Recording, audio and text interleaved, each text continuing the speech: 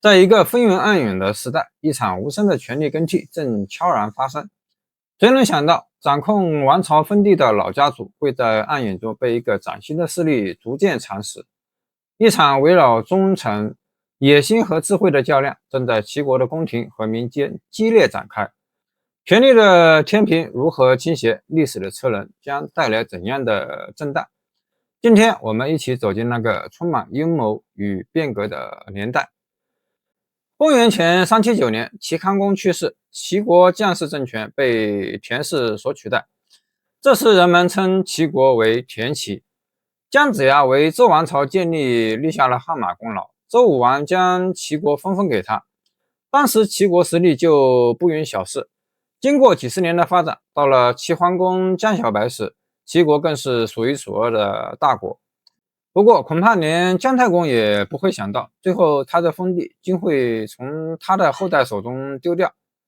田氏家族将成为他新的主人。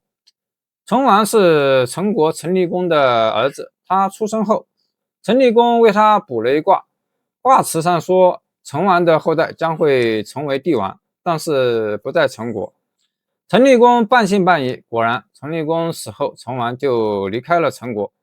公元前672年，成王独自来到齐国，齐桓公想要任命他为卿，成王推辞说：“我只是个逃命的人，你不杀我，我就已经很知足了，不敢再接受那么高的职位。”于是齐桓公就让他担任公正。不久，一个大夫想要把女儿嫁给他，为此他还专门算了一卦，卦上说他女儿嫁给成王，他的第6代后人就会做高官，第9代后人就会成为君主。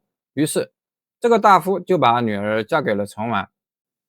成王死后，他的后代都一直留在齐国当官。过了5代后，他的后代田皇子吴语得到齐庄公的宠幸。田吴语去世后，他的儿子田启在齐景公手下当官。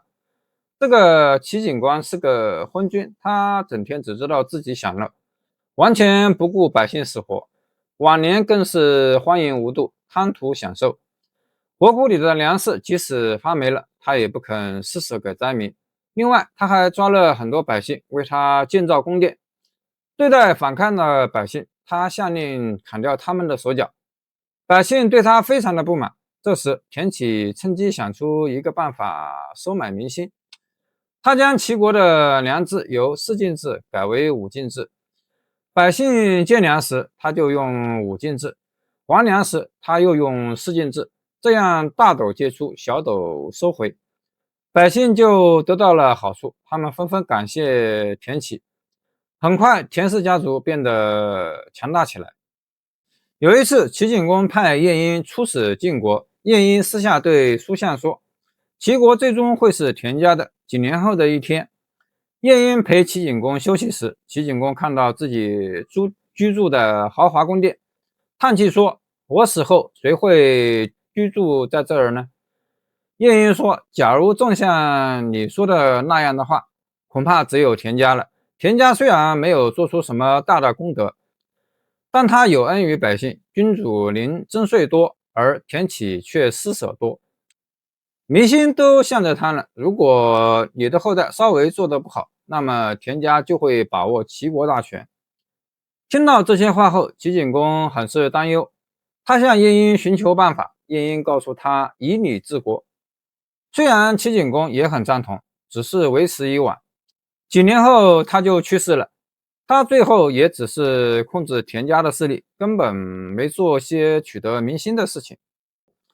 在齐景公病重后，他让国下高张为相，辅佐他的儿子屠为太子。田启得知后不高兴了，他想让景公的另一个儿子杨生为太子。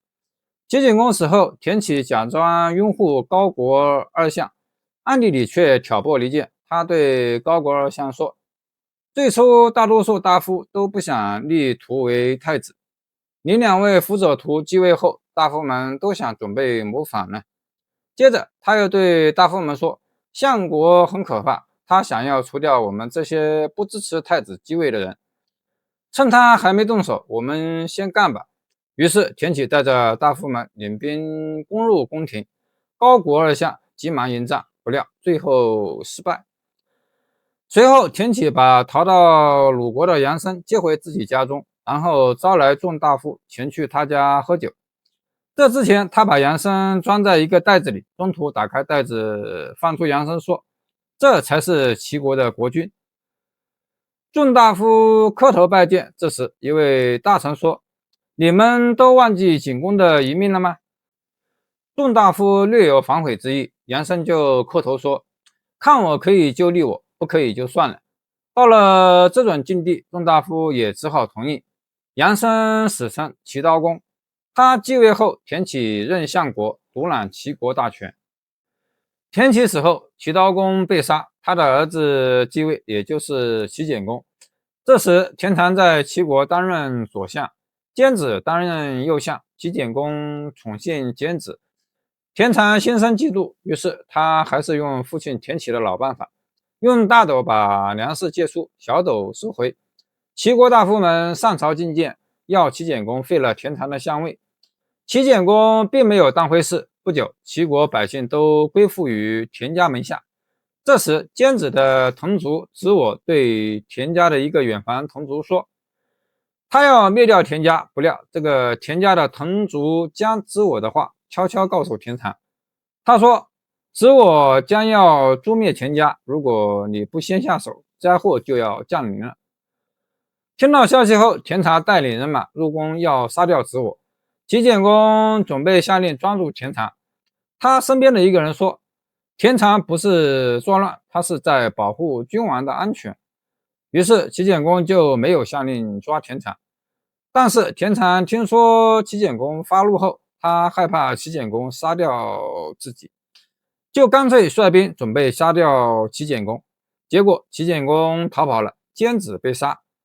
4年后，齐简公被田常派的人杀掉。接着，田常让简公的弟弟继位，他自己担任相国。经过2次的武装斗争，田氏掌握了齐国大权，同时削弱了姜姓大族的权力，姜氏的势力更加微弱了。田常死后，过了69年，田家2代人担任了2朝相国。到了齐康公时，田和是齐国的相国，齐康公成立酒色，不理朝政，田和就把他赶到海边的一座城。不久，田和要求周天子立他为诸侯，周天子准许。公元前386年，田和成为齐侯，自此齐国的姜氏政权完全被田氏所取代。